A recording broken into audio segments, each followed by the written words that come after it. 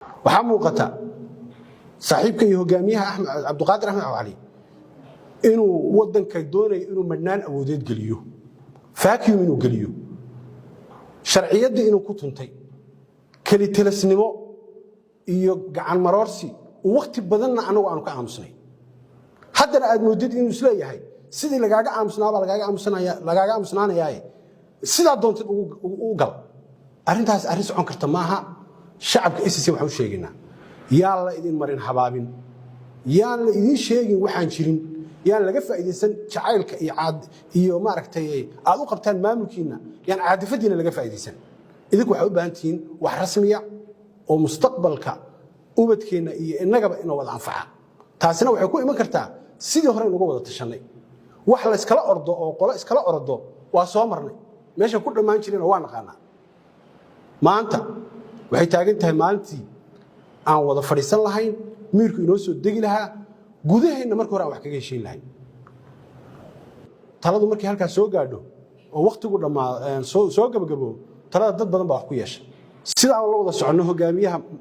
mudan Cabduqaadir Axmed Cali wuxuu ku biiray xisbi ama urur siyaasadeed oo gaar ah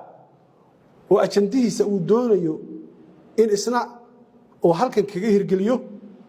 oo aan danta dalka iyo deegaanka waafaqsanayn waxaan soo jeedin lahaa sharciga in lagu soo noqdo